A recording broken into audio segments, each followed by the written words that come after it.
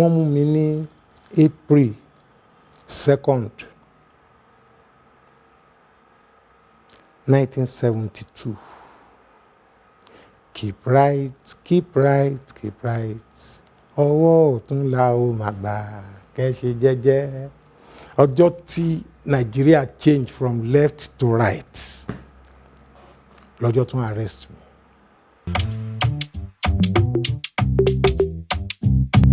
Bóun náà tún ṣe panu mọ́tò tó bẹ́ dànù nìyẹn. I can never forget that robbery because it's the worst in my life. Ìgbà tóun náà tún máa wá jáde tọ́nu bank wàhálà bá dé. Ìyẹn tóun náà tún jáde kúrò ní mọ́tò ẹ̀ tó ń sá lọ.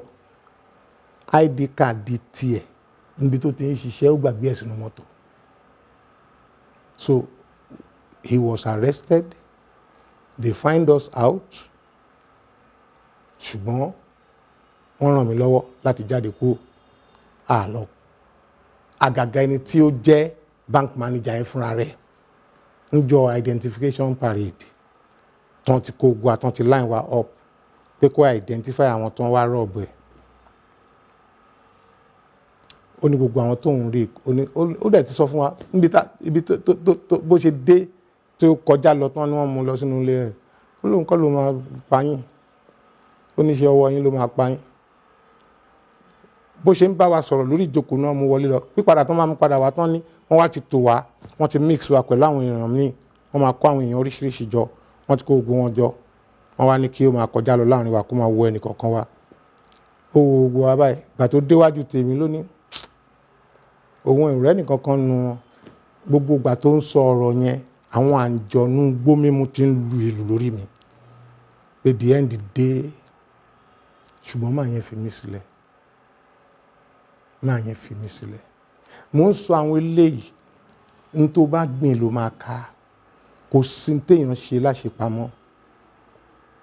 Bó bá tiẹ̀ pamọ́ kò lè gbé.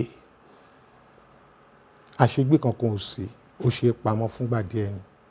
Nígbà tó wọ́n mú mi jọ ṣebí náà mo padà wá lọ sọ ẹ̀wọ̀n ọdún 10 yẹn. So nǹkan tí mo ń try láti sọ nìyẹn pé operation kan nìyẹn. Operation mi náà tún wà, operation mi náà tún wà, operation mi náà tún wà bí olùmọ̀ fẹ́ rántí.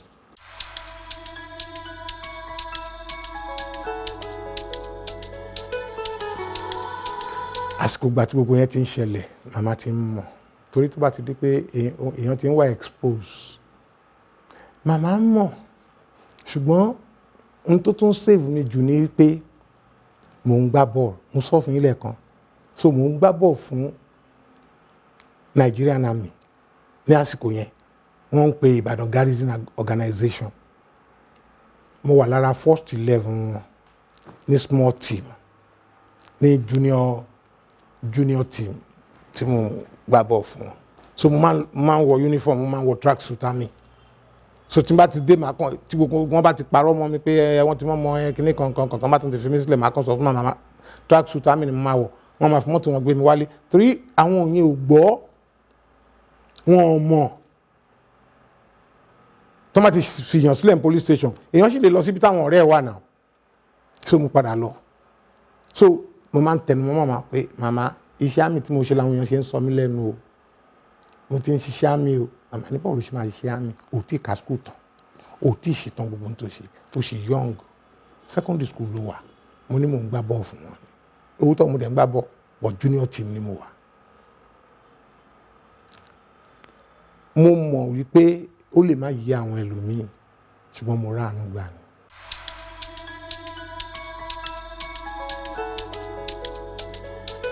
Ìnagijẹ tó ń pè mí ní Sared. Sared means the heel of operation runs red. There was a big attack.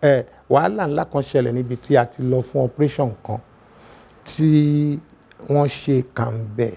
Ó dùn mí púpọ̀. Èmi ni mo dẹ̀ lead team yẹn. Ṣùgbọ́n alágídí kan wà láàrin wa. Ìkà ni, èèyàn kéèyàn ni. Bó ṣe sọ nǹkan kalẹ̀ síbẹ̀ nìyẹn. Àwọn tó ṣe léṣe ń jọ yẹn pọ̀. Tí ó jẹ́ pé wọ́n ní ẹ̀jẹ̀ ṣàn bẹ́ẹ̀ yẹn. Wọ́n wá pè mí pé Sared Káyọ̀dé Williams operation tẹ́ lọ fún yìí ẹ̀jẹ̀ yẹn ti pọ̀ jù àtijọ́ yìí náà ti sọ mí di Sared because the heel, that is the location of the problem, the location of the operation was bloody. Nítorí jẹ́ nìyẹn.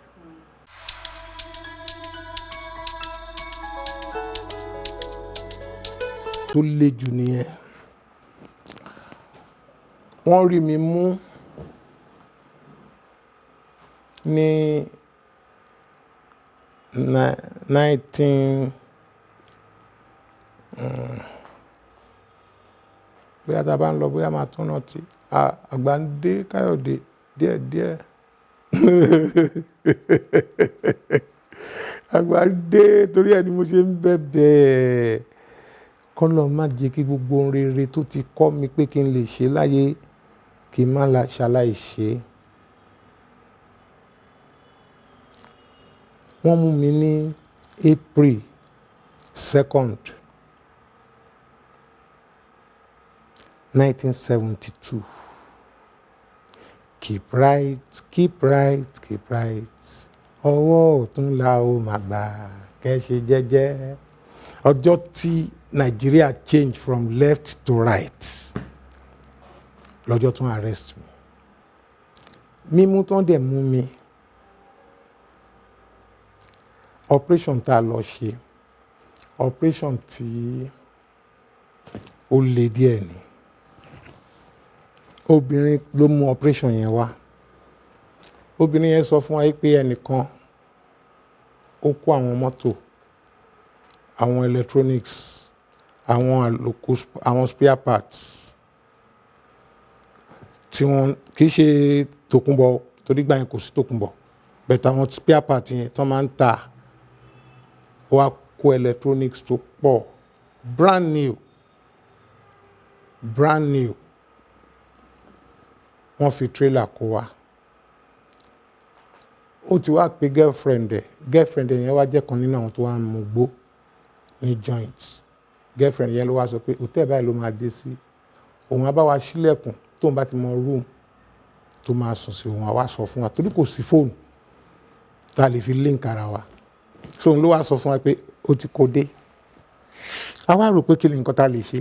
In fact mo máa ń sọ fún wọn pé tán bá purọ́ mọ́ wa pé tí n bá sọ pé wọ́n parọ́ mọ́ wa pé arọ́bù ni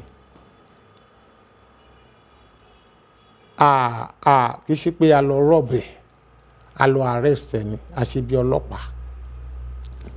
Gẹ́ẹ̀ yẹn ti ṣílẹ̀kùn sílẹ̀ so bá a ṣe dé a kàn dé síbẹ̀ a dẹ̀ mú bọ̀n dání ẹ̀tìbọ́n tá a mú dání fake ni.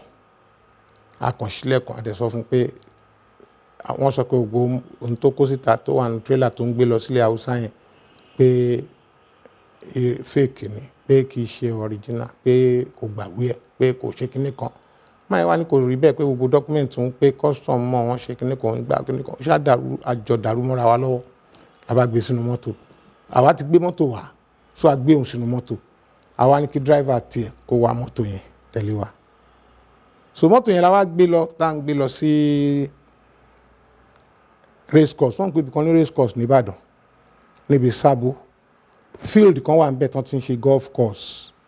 So orí ibẹ̀ la gbé mọ́tò yẹn lọ lóru.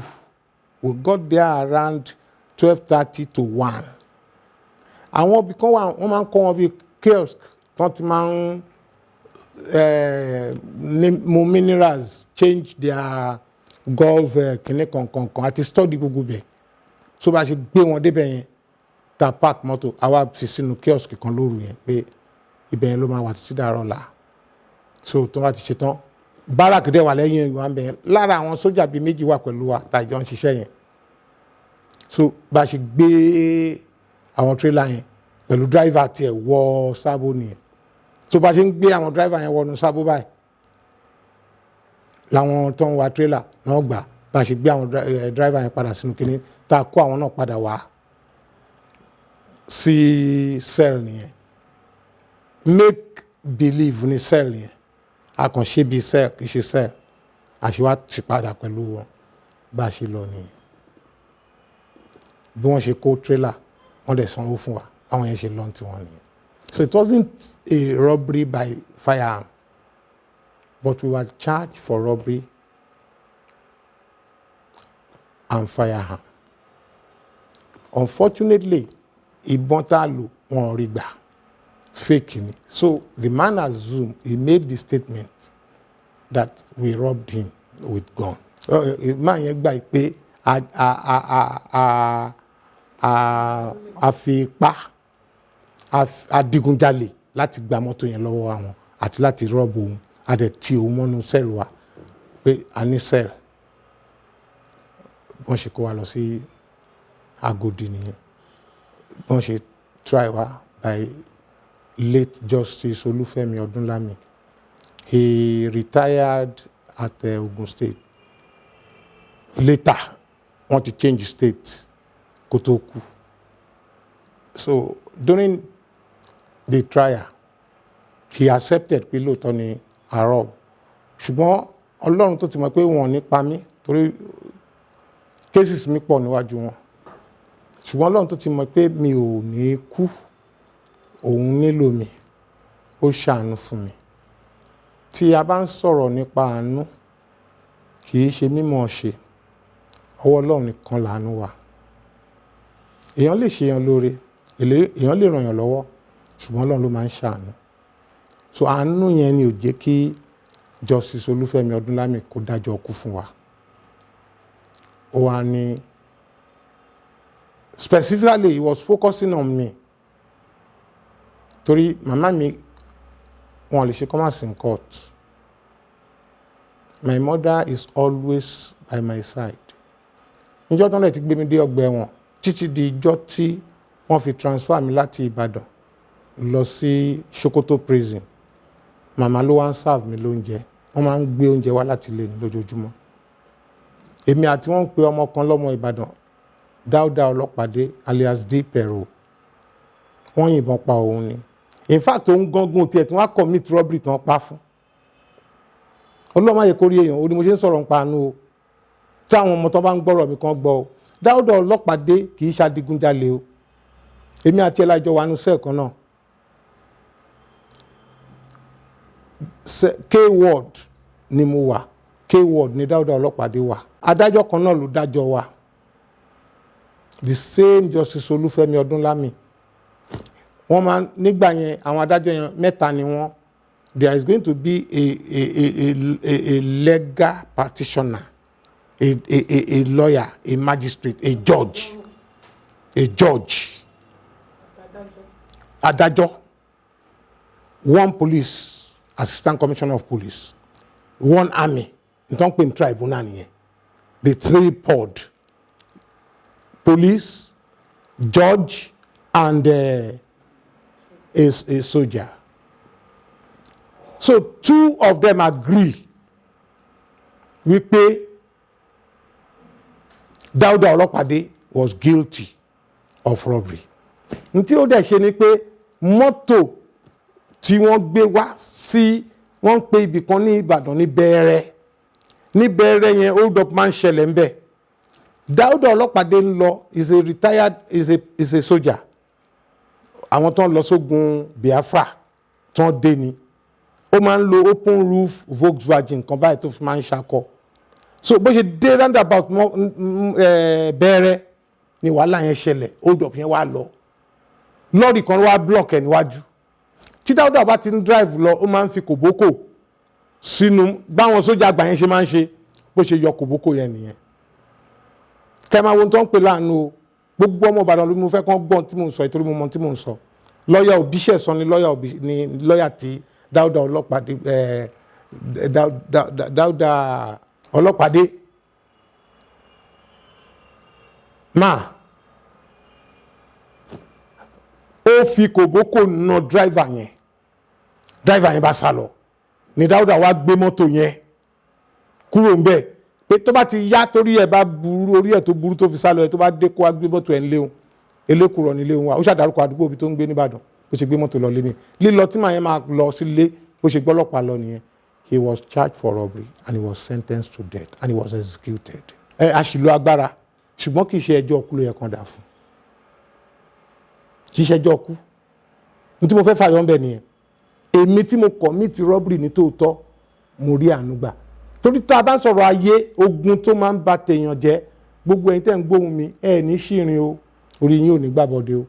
Ìdí nìyẹn tí mo ṣe tẹnu mọ́ ọ̀rọ̀ Dáúdà, torí pé èmi ni mò ń sùn ní ẹnu ọ̀nà làwa méjèèjì ń sùn, òun ń sùn ní the other side, èmi ń sùn lápá bíbá. Èmi ni provost of the cell, òun ni IG mi, wèrè náà ni alágídí tó gbé tó di provost lọ́gbẹ̀rún, èmi tó yẹ kí wàá gbòòrò kí n bá ṣiṣẹ́ lọ tó wá fi mí jẹ olórí àwọn ẹlẹ́wọ̀n, ṣé nǹkan rí wá ni? Ayé ló ń jẹ bẹ́ẹ̀. Ẹni tó bá máa da fún gbogbo ipò tó bá wà tó bá fèèyàn jẹ olórí gáràjì, kì í ṣe orí gáràjì ló mú wá sáyé. Ó lè jẹ́ pé president tàbí governor ní ìbàjẹ́ láyé, ṣùgbọ́n ayé máa localize èèyàn síbi kan tó ti máa pè lọ́gàá, ṣùgbọ́n ọ̀gá yẹn ò ní ní mí ni. Àyànmọ́ tèmi àtẹ̀yìn ò ní rí bẹ́ẹ̀. Bí mo ṣe mọ̀ pé lóòótọ́ Ọlọ́run wà nìyẹn. Inú ọgbà ẹ̀wọ̀n ni mo wà. Wọ́n fi mí sí yàrá tó le jù ní Sokoto prison torí mo le. Pẹ̀lú gbogbo ìwà náà ọgbà ẹ̀wọ̀n yẹn, wèrè ni mí o. Mo ń da ọgbà ẹ̀wọ̀n rú ni. Kò sí tó fẹ́ ṣe lọ́gbà ẹ̀wọ̀n tí mi ò ní lọ́wọ́ sí. Ó lànà ṣe máa ń ṣe mí tẹ́lẹ̀ bá sọ pé òun le, ẹni tó bá lóun lé ń ta kò ìdẹ́wọ̀n rí ni. Honestly kò sálágbára lọ́gbà o. Mo fi Ọlọ́run tí ó ní gbogbo ìṣẹ̀dá ayé àti ọ̀run jẹ́ ẹlẹ́rìí mi, kò sí alágbára lọ́gbà ẹ̀wọ̀n. Kò sẹ́ńtímítì rí lẹ́wọ̀n nínú àwọn tó le. Ojú mi náà ṣe mú Tàfà Adéoyè wá sọ́gbà ẹ̀wọ̀n. Bàbá Tàfà Adéoyè olórí àwọn Àgbẹ̀kọ̀yà. So tó máa ń sọ̀rọ̀ pé lágbájá le, alágbára ni, mo máa ń sọ pé Ọlọ́run ò ní jẹ́ kó dẹ́wọ̀n o. Kò sí alágbára tí mi ò mọ̀.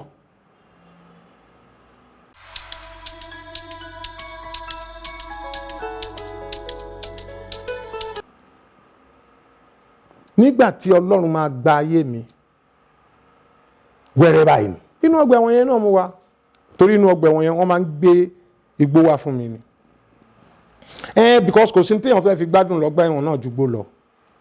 Nǹkan méjì ni ó dẹ̀ ṣẹlẹ̀, nínú kó mu gbó kò dẹ̀ máa fáìn, nínú kó rọ́kùnrin tó máa bá sùn torí kò sóbìnrin.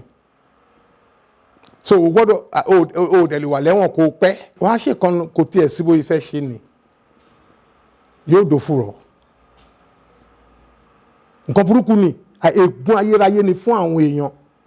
Ní tí mo ṣe ń dúpẹ́ lọ́wọ́ ẹlẹ́dàá ṣẹ̀dá ẹni ìgbàanì, àdàgbà má pààrọ̀ oyè àràbà ńlá tó ń mi gbó kìjìkìjì ọba tó ní ayé àtọ̀run tó fún mi lórí ọ̀fẹ́ tí mo lè fi lè bá yín sọ̀rọ̀ lénìí. Ní tí mò ń fẹ́ Nàìjíríà ni pé k'Ọlọ́run lo ìgbà mi láti yí ọ̀pọ̀lọpọ̀ padà.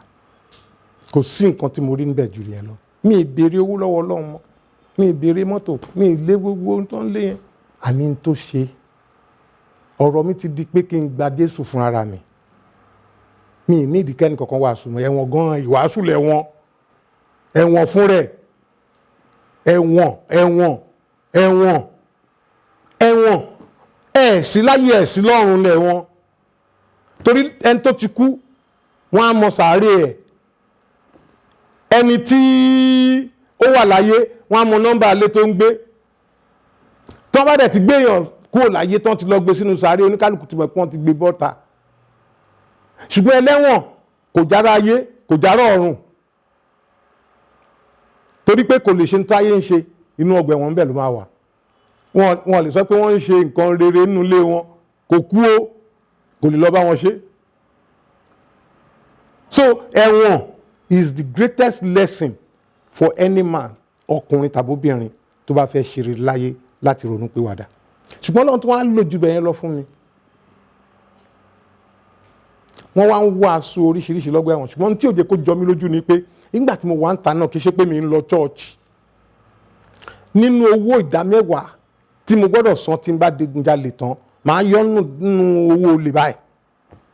Màá tún yọ ti orí gbogbo àwọn tá a jọ lọ rọ́ọ̀bù, màá tún san fún bàbá wòlíì tó ń ṣiṣẹ́ fún wa, Jesus Christ.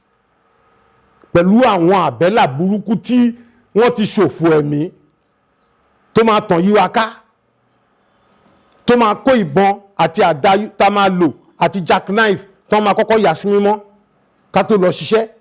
A máa ń gbàdúrà lórí ẹ̀, àbà. A tún máa wá ṣèdúpẹ́ ní every Sunday níbi tí èmi láìkì ìdí tó bá tóbi. àwọn obìnrin kan wà ní church tán mọ ijó àsàtánì ijó. Fẹ̀yìntì Jésù ni mo fẹ̀yìntì, Jésù ni mo fẹ̀yìntì. So tí n bá ti rí ìdí ẹ lọ́ọ̀kan báyìí, màá máa ná owó lọ́nu church ìjọ yẹn. Màá ṣètò wá san ìdá mẹ́wàá nínú operation tàbá lọ. A máa kọ́kọ́ yọ ìdá mẹ́wàá up front lórúkọ Jésù tá a máa rí pé Jésù là ń sìn. Wọ́n á dẹ̀ tún ṣe. Mo tún ní àfáà ní Ìlọrin, ẹ̀kan ṣoṣo ló ń rí òjò àkọ́rọ̀ ni àfáà mi ló máa kọ́kọ́ ń rí. Àfáà Muslim tó gbóná gidi ni. A ṣe hàntú fún mi, a ṣe rùbùtú fún mi, àbí kílẹ̀ ń pè é. Gbogbo wútúbà tó ń bá mọ̀ ké, gbogbo yàsín, gbogbo tó ń bá lè ṣe, àfáà máa ṣe fún mi. Bàbá yẹn le gidi, ó dẹ̀ máa sọ fún mi. Ó wà nínú àwọn tó sọ fún mi, ó ní ìránṣẹ́ Ọlọ́run dẹ̀ ni mí o, tó sọ fún mi rí. Ṣùgbọ́n ó de ojú ẹ̀ tí mo máa gba Jésù. Mo wà lórí bẹ́ẹ̀dì inú sẹ́ẹ̀lì báyìí. Wọ́n ti gbégbó yẹn wá, mo ti dà sínú kíni, mo ti róòlẹ̀, mo ti fà á. Wọ́n ti fún mi láyè débi pé wọ́n ń dá sí mi tí n bá mo gbónú sẹ́ẹ̀lì, wọ́n máa ń fi mí lẹ̀ ni. Wọ́dà òkè wá mú mi, pásù ni. Èmi ò ń ra Claro, èmi ò ń ra Rizla, panaki ni mo mú. Torí Rizla ò lè fó róòlù gbó kó gbádùn. Ṣùgbọ́n ọjọ́ burúkú lọ́jọ́ yẹn, mo ti mú gbó yẹn tán. Mo wá fẹ́ sùn, mi ì rórun sùn. Mo tún ní kí n mú gbó yẹn lẹ́ẹ̀kejì. Nínú cell, single cell ni mo wà ní Sokoto Prison. Ní ọjọ́ ayọ̀ tí mo rí Jésù, ọjọ́ ńlá lọ́jọ́ tí mo yàn. Ìgbà tó pẹ́, mo wá gbé orílẹ̀-èdè mi sùn. Mi lè sọ pé àlá ni mo ń lá, mi lè sọ pé mo rí vision. Mi mọ ohun tí mo rí. Mo kàn rí pé dẹ́kì báyìí bí church mi ṣe wà dẹ́kì, bẹ́ẹ̀ ni wọ́n ṣe dẹ́kì inú sẹ́ẹ̀lì Sokoto. Mo kàn rí pé ó dẹ̀ lanu. Bó dẹ̀ ṣe lanu yẹn, mo kàn rí tí bàbá yẹn ń bọ̀ nílẹ̀ nínú aṣọ funfun. Mo rí Bible lọ́wọ́ ẹ̀, mo rí aago lọ́wọ́ ẹ̀. Ó dẹ̀ pè mí, mo wá rí pé mo ń dìde kúrò nínú ara mi. Mo ń rí ara mi, mo ń rí lórí bẹ́ẹ̀dì yẹn, mo dẹ̀ tún rí ara mi tó ń dìde. Ó dẹ̀ ní kúnlẹ̀, mo dẹ̀ kúnlẹ̀ níwájú ẹ̀. Mo kàn rí pé orí yẹn ó funfun lókè lọ́hùn ni. Orí yẹn jáde síta ni. Wọ́n ṣí gbogbo bẹ̀ yẹn ni. Ó dẹ̀ gbé Bible yẹn lé mi lọ́wọ́. Màá fi Bible yẹn hàn yín kẹ́ tó lọ sìn. Bible yẹn ṣì wà lọ́wọ́ mi bí báyìí. Physically, I will tell you now. Ó dẹ̀ gbé Bible lé mi lọ́wọ́, ó dẹ̀ gbé aago lé mi lọ́wọ́ ní iṣẹ́ tó ń rán mi wá sáyé wá ṣe ni mo ṣe fẹ́ bẹ̀rẹ̀ yìí. Pé mo lọ ṣiṣẹ́ wọn. Mo kàn rí tógìrì yẹn pàdé ni.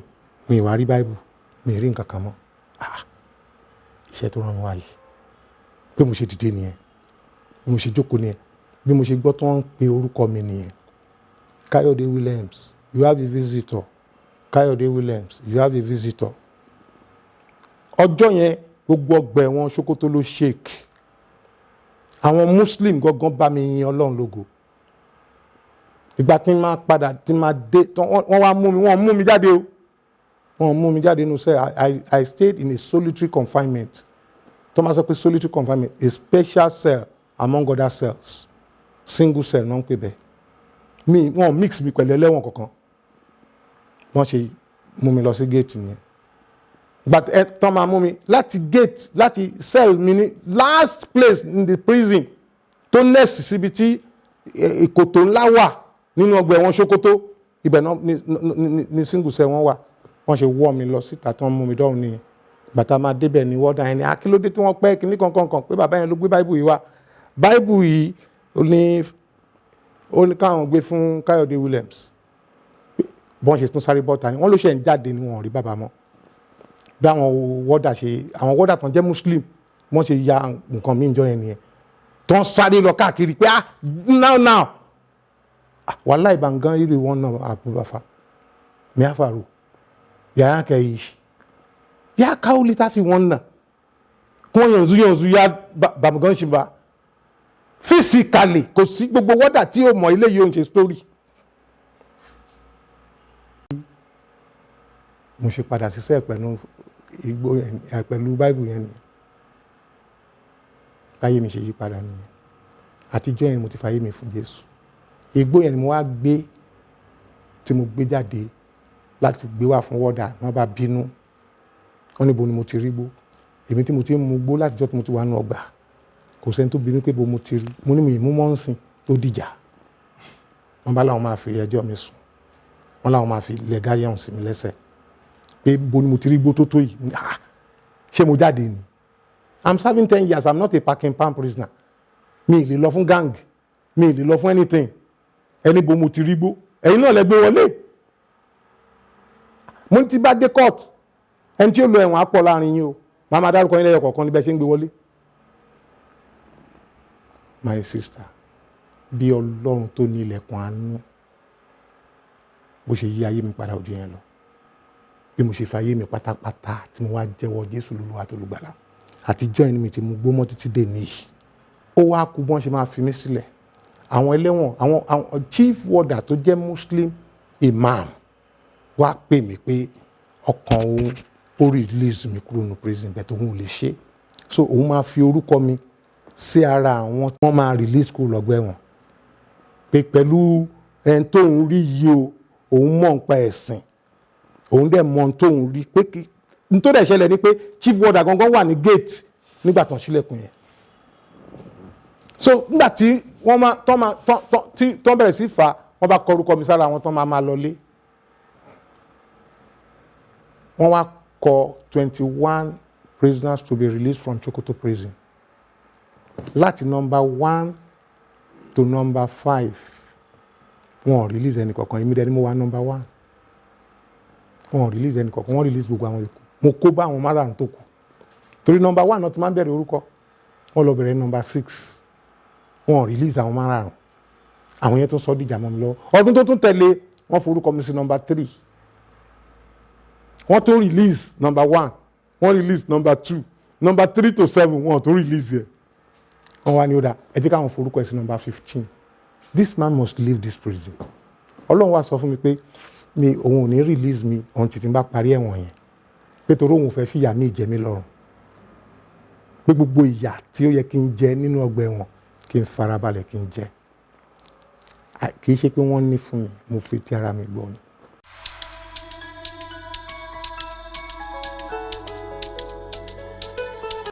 I came out 1980 from prison.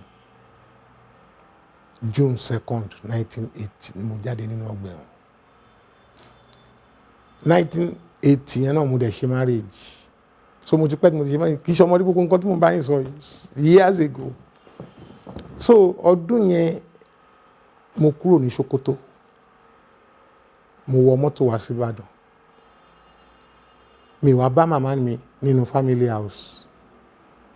Ìgbà tán fi mí sí 15 gbogbo wọn yẹn là ń try wọn kò work gbogbo attempt prison authority tán rí pé mo ti change Ọlọ́run ò gbà fún wọn mo parí gbogbo days of sentence mi Ọlọ́run dẹ̀ sọ fún mi torí níjọ́ tí Ọlọ́run máa la kíní ẹyẹ mi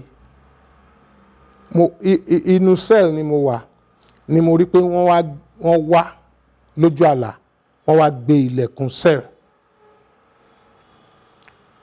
wọ́n wá gbé kápítà wá wọ́n wá tún bẹ̀yẹn ṣe wọ́n gbé irin síbẹ̀ ilẹ̀kùn tó wà níbẹ̀ tẹ́lẹ̀ wọ́n ṣe ní irin yẹn ò le kò wọ́ ọ̀tẹ̀ wọ́n kàn dé láàárọ̀ kùtùkùtù wọ́n bá dẹ̀ bẹ̀rẹ̀ sí ṣe ó wá jẹ́ lójú àlá ìgbà tí máa jí láàárọ̀ ọjọ́ kejì mo kàn rí pé wọ́n dé physically náà wá ń tún cell ṣe wọ́n ṣe gbé irin dé nìyẹn physically Ọlọ́run fún mi lẹ́bùn yẹn tí nǹkan bá máa ṣẹlẹ̀ sí mi àbí mi máa rí nǹkan kan tó bá máa fi kú ọ̀la bọ́tún la máa rí nǹkan yẹn. So ìgbà tí mo wá lálàá bẹ́ẹ̀ yẹn ó ṣó ìpín nǹkan kan fẹ́ ṣẹlẹ̀ so ìgbà tó yá wọ́n bá ní they are going to release prisoners tomorrow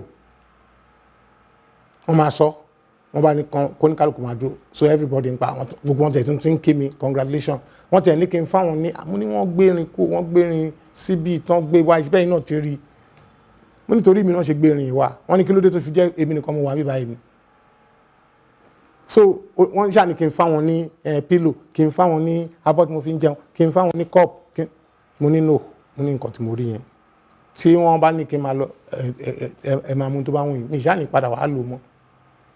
Nígbà tí wọ́n dé tí wọ́n máa pe èèyàn jáde, èèyàn méjì náà pè jáde, wọ́n pè mí.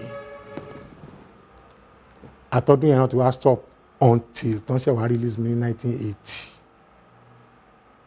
Lẹ́yìn tí wọ́n wá release mi tán, kì í ṣe pé release pé bóyá wọ́n pardon mi, wọ́n fi mí sílẹ̀ pé mo complete term of imprisonment.